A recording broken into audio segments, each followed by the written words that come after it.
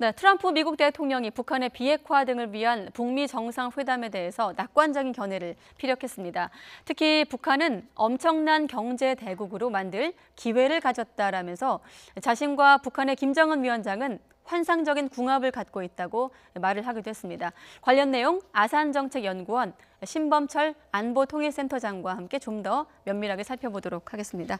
네, 안녕하십니까? 예, 안녕하십니까? 네, 일단 트럼프 대통령 얘기하기 전에 아직은 청와대 상황은 뭐 공식 확인된 건 없습니다만 오늘 지금 두 사람이 만나서 이제 만남이 이루어지고 있다면 어떤 얘기를 좀 하고 있을 것으로 예상할 수 있을까요? 기본적으로 이제 내일 실무회담을 갖게 되니까 거기에 대한 미국의 입장이 있을 것이고 그 부분과 관련해서 한미 간의 의견 조율을 하는 거죠. 미국이 생각하는 커다란 그림은 이런 것이고 구체적으로 이제 미국이 북한에 제시할 수 있는 상응 조치는 이러이러한 것들을 북한의 어떠한 비핵화 조치에 이렇게 생각하고 있다.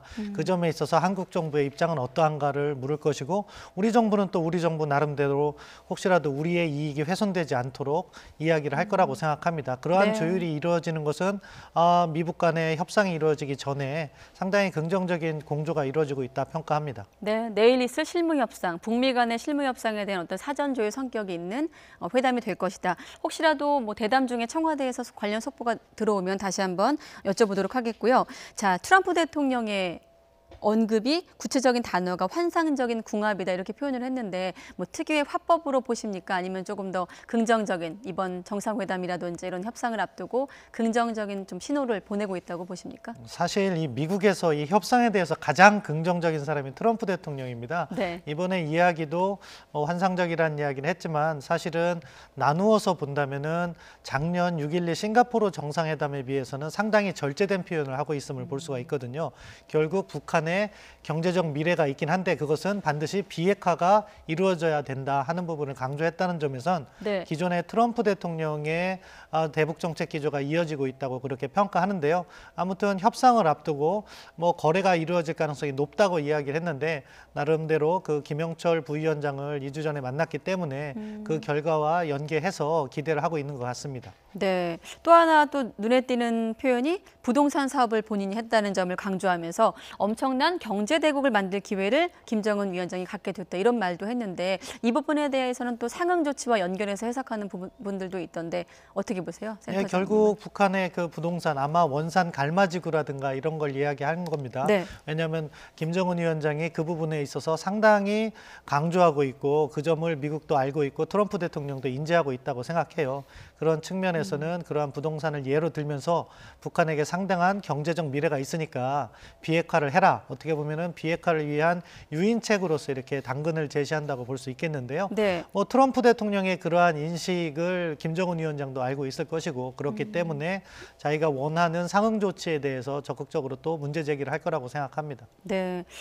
특별히 부동산 투자라든지 이런 부분을 언급한 거는 경제적인 측면을 좀 우선순위에 둔 겁니까? 아니면 또 다른 정치적인 어떤 목적이 있는 걸까요? 기본적으로 미국이 생각하는 비핵화 협상의 맥은 북한이 핵은 보유하고 있다. 하지만 경제적으로 핵을 보유했기 때문에 어려운 상황이다. 그렇기 때문에 그 반대로 접근하는 거죠. 이 경제적으로 잘 살게 해줄 패키지를 미국은 상당히 가지고 있다. 그 대신 핵을 내려놓아라. 이런 메시지인 건데 부동산을 강조하는 것은 김정은 위원장의 의사와 트럼프 대통령의 의도가 접목되는 부분이죠. 김정은 위원장은 원산 갈마지구를 갖다가 상당히 관심을 두고 있고 트럼프 대통령은 전통적으로 자기 비즈니스가 부동산 사업에서 시작을 했기 때문에 그 부분이 또 중요하다고 인식을 하고 있을 거예요. 그래서 예를 드는데 부동산 사업을 예로 들면서 북한 경제에 밝은 미래가 있다. 이런 이야기를 하고 있는 것으로 봅니다. 네, 자 숨바꼭질 이렇게 하듯이 2차 북미 정상회담 일정에 관해서도 이렇게 카드를 하나씩 이렇게 꺼내는 뉘앙스인데 확 얘기하지 않고 또 5일이라고 했나요? 미국 시각으로 5일쯤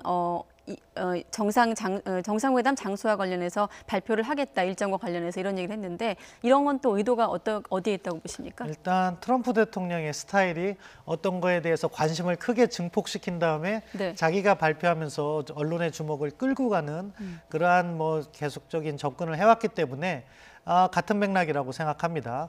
어쩐지 이제 정상회담에 대한 관심이 모아질 때쯤 돼서 날짜를 발표하고 장소를 발표하고 이런 접근이라고 보는데요. 네. 일정상 이번엔 또 들어맞는 부분이 있어요. 네. 내일 이제 스티븐 비건 대표가 실무회담을 하면 그 결과를 트럼프 대통령에게 보고를 하겠죠. 예. 그럼 내일 저녁이 이제 미국으로서는 내일 아침이 되는 건데 그때쯤 트위터로서 어디가 정상회담이 언제 열린다 이런 이야기를 할 가능성이 높고요. 그럼 모레 아침 미국으로는 내일 저녁 시간인데 네. 트럼프 대통령이 상하원 스테이트 유니언 연설을 하게 돼 있습니다. 그것을 통해서 내가 지금 비핵화 협상을 이렇게 잘 끌고 나간다 하는 그러한 트럼프 대통령의 메시지 관리 전략의 일환이라고 봅니다. 아, 그렇군요. 일단 지금 상황에선 2차 북미 정상회담 장소로는 베트남 다낭이 좀 유력한 상황이죠. 예, 뭐 네. 그러한 것이 언론이 관측한 바라고 보이는데요. 네. 미국도 사전 실무단을 보내서 이렇게 활동을 한 것 같아요. 예. 그런 데서 이제 정보들이 조금씩 나와서 일본의 언론이나 홍콩의 언론이 베트남 다낭이 거의 유력한 것처럼 기정사실화해서 보도되고 있는데 트럼프 대통령도 다낭에 대해서 질문을 받았어요. 네. 근데 부인하지 않더라고요. 그러면서 민주당 상원의원을 공격하는 수단으로 이렇게 사용했었는데 뭐 베트남에서 개최될 것이 유력하다고 봅니다. 네. 비핵화 합의 가능성도 매우 크다는 표현을 썼거든요. 이 부분에 대해서도 좀 낙관론이 더 우세한 건가요? 뭐 낙관론을 제기했는데요. 사실 정확한 표현은 비핵화 협상이 잘 된다가 아니라 make a deal, 거래를 할 수 있는 가능성이 높아지고 있다 이렇게 얘기를 했습니다. 네. 그런 거 봐서는 이제 북미 간에 어느 정도 접점을 찾을 수 있다. 그것이 우리가 기대하는 높은 수준의 비핵화일지 어느 정도 그 기대에는 못 미치는 낮은 수준의 합의일지는 모르겠지만 아무튼 진전이 일부 있음을 시사하는 발언이라고 볼 수 있겠습니다. 네. 지금은 이제 청와대를 방문 중인 스티븐 비건 대표, 내일 이제 북한 측 카운터 파트너를 할 수 있는 김혁철 주스페인 대사와 만날 예정인데, 자, 오늘 우리와의 회담 결과를 좀 지켜봐야 되겠지만 내일 있을 실무 협상에서 어떤 논의가 주로 이루어질지 좀 더 구체적으로 얘기를 좀 해주시죠. 예, 뭐 결국 내일 있을 실무회담이 상당히 중요한 의미를 가지는 네. 거죠. 김영철 부위원장이 워싱턴을 방문했기 때문에 네. 서로 큰 틀에서 어떠한 것을 원한다는 것은 이해를 하고 있다고 생각합니다. 그러면 이제 논의를 좁혀본다면은 스티븐 비건 특별대표가 스탠포드 연설을 했을 때 그 예. 내용을 보면 일단 당장 이번 2차 북미 정상회담에서 목표를 하고 있는 것은 영변 핵시설인 것 같아요. 영변에 있는 플루토늄 시설과 농축 시설을 갖다가 제대로 해체하고 그것을 위한 신고 검증을 받아내겠다는 것이 미국의 1차적 목표인 것 같습니다. 네. 반대로 북한의 목표라는 것은 결국 김정은 위원장의 지침을 이행하는 것이 주목적일 것이기 때문에 김정은 위원장이 육성 신년사로 밝힌 내용, 그러니까 한미연합군사훈련 중단, 그리고 개성공단과 금강산 관광 재개, 이것이 1차적인 목표라고 볼 수 있을 거예요. 그러면은 그것을 받아내기 위해서 미국에 원하는 것은 어떠한 비핵화 조치, 영변 핵시설을 여기까지는 보장해야 된다는 것을 요구할 것이고 네. 북한은 그것을 내용도 중요한데 북한이 이야기하는 것은 미국의 상응 조치가 먼저 이루어져야 된다고 주장하고 있습니다. 북한에선? 예, 네. 그렇습니다. 그 내용이 9.19 남북 정상회담에 있는 언론 발표문에도 나와 있고 미국에 대해서 계속적으로 강조하고 있는 거죠.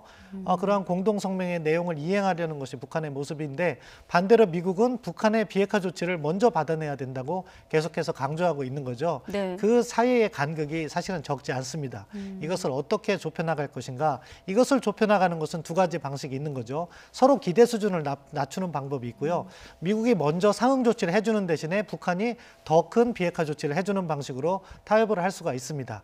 근데 현재 관점에서는 어느 방식으로 이루어질지는 알 수가 없는 상황이기 때문에 네. 아직은 조금 불확실하다 이렇게 말씀드리겠습니다. 네, 내일 실무 협상에서 한꺼번에 다 처리할 수는 없을 것 같긴 한데요. 네, 일단 속보가 들어왔는데 어떤 내용이 들어온 건지는 좀 확인을 해봐야 될 것 같은데, 청와대에서 속보가 들어왔네요. 자, 정의용 청와대 국가안보실장이 오늘 오후 청와대에서 스티븐 비건 미국 대북정책 특별대표를 만나서 저희가 계속 강조하고 있습니다만 내일로 예정된 북미 실무 협상에 관해서 논의를 했다는 이제 공식 확인된 내용이 지금 들어왔습니다. 오후 4시부터 50분 동안 열린, 그러니까 4시 시작을 해서 4시 50분쯤 끝났나 봅니다. 이 면담에서 정 실장은 비건 대표로부터 북미 실무 협상에 임하는 미국 측의 입장을 들었고 또 우리 정부가 생각하는 향후 과제 등에 대해서 의견을 전했습니다. 네, 정 실장은 또 이 북미 실무 협상이 내실 있게 진행이 돼서 2차 북미 정상회담의 성공적인 개최로 이어지길 기대한다는 뜻을 비건 대표에게 전했다는 속보, 지금 막 청와대에서 들어왔는데 앞서 서두에서 한 번 더 말씀을 해주셨지만 다시 한번 속보가 들어왔기 때문에 오늘 있은 비건 대표와 정의용 실장의 어떤 회담의 목적 다시 한번 좀 설명해 주시죠. 예, 일단 말씀드린 대로 내일 실무 협상에 대해서 미국은 어떠한 입장을 갖고 있는지 거기에 예. 대해서 우리 정부는 어떠한 메시지를 전할 건지를 논의한 것 같아요. 지금 발표 내용이 딱 그 내용이고요. 네. 50분이라는 시간은 상당히 충분한 논의를 할 수 있는 시간이었다고 봅니다. 뭐 결국 통역을 안 쓰고 직접 대화를 할 거기 때문에 예. 미국이 생각하는 의제라든가 미국이 생각하는 상응 조치나 북한에게 요구할 비핵화 조치들을 충분히 이야기했을 것 같고 거기에 대응하는 우리의 입장이라는 것이 무엇인지도 충분히 전달을 했을 것 같아요. 네. 그래서 이제 저 발표문은 그런 것을 갖다가 이제 포괄적으로 이렇게 언론에 전달한 것 같은데요. 네. 말씀드린 것처럼 내일 협상에 앞서서 한미 간의 구체적인 의제에 대한 입장을 조율하는 것은 상당히 긍정적이라고 봅니다. 오늘 자리에서 우리 측은 어떤 점을 좀 가장 강조했다고 예상할 수 있을까요? 뭐 일반적인 예상은 이러한 대화가 잘 진행될 수 있도록 미측도 유연성을 발휘해 달라 이 이야기를 했을 것 같아요. 네. 거기에 이제 제가 추가적으로 희망한다면은 결국 이 협상이 잘된 방향으로 가야 되는데 거기에서 혹시라도 동결이나 장거리 미사일 거래로 이것이 타협이 되면 안 된다. 반드시 완전한 비핵화 쪽으로 방향이 가져가야 된다는 우리 국익을 갖다가 반영하는 이야기를 하셨으면 하는 바람도 있습니다. 네, 자 비건 대표와 정의용 실장이 4시에 만나서 50분 정도 면담을 했다는 청와대발 속보가 조금 전 들어와서 다시 한번 그 회담의 의미에 대해서 여쭤봤고 아까 말했던 또 비핵화 과감한 비핵화 상응 조치 이야기를 좀 더 계속 연결해서 나눠보도록 하겠습니다. 자, 비건 대표가 방한 직전에 이제 스탠퍼드 대학에서 강연한 내용도 지금 사실 그 내용에 대한 해석이 또 중요한 시점인데 농축 우라늄 폐기도 김정은 위원장이 약속했다 이런 얘기를 했거든요. 우라늄이라는 어떤 단어는 쉽게 나오지 않는 등장하지 않는 단어인데 어떻게 해석하고 계세요? 예, 사실 지금 북한하고 한 25년간 협상을 해봤는데 농축 우라늄 부분은 제대로 풀어보질 못했던 거죠. 그러니까 이 스탠포드 연설, 비건 대표의 스탠포드 연설은 미국이 생각하고 있는 북한 비핵화 해법에 대해서 전반적으로 잘 설명을 했다고 평가합니다. 그렇기 때문에 지금 당장은 영변에 집중할지 모르겠지만 네. 북한 핵이라고 할 수 있는 플루토늄 방식 외에도 농축 우라늄 방식의 문제를 반드시 해결하겠다. 이라는 의지의 피력이라고 생각해요. 사실은 비건 대표가 이야기한 것처럼 9.19 뭐 평양 공동 선언이라든가 또는 폼페이오 국무장관이 10월 달에 평양을 방문했을 때 그 발표문의 내용을 보면은 농축 우라늄 시설에 대해서는 언급은 발표되지 않았어요. 네. 그렇지만 김정은 위원장과 나눈 내 대화의 내용 속에 그것이 포함되어 있다 이런 이야기를 하면서 은근히 북한을 압박하는 거라고 생각하는데요. 네. 그런 차원에서 비핵화 부분은 양보를 하지 않겠다. 하지만 또 유연성도 미국이 보였습니다. 그것은 뭐냐? 전체적인 핵리스트의 그 신고라든가 이러한 농축 우라늄 부분은 지금 당장이 아니라고 얘기했어요. 비핵화를 추진하는 과정에서 이 문제를 풀어가겠다고 이야기를 하면서 당장에는 뭐 영변 핵시설에 대해서 집중하겠다. 나름 미국도 유연함을 보인 거죠. 그런 차원에서 압박과 또는 대화를 이어가기 위한 당근 이런 것을 동시에 이렇게 제시하고 있다고 봅니다. 네, 자 오늘 우리와 있었던 회담 내용 또 내일 있을 북미 실무 협상의 내용을 좀 더 지켜보고 이 부분은 좀 더 확인을 하도록 하겠고 또 트럼프 대통령 발언 중에 또 눈에 띄는 대목이 주한미군 주둔 관련한 언급 아니겠습니까?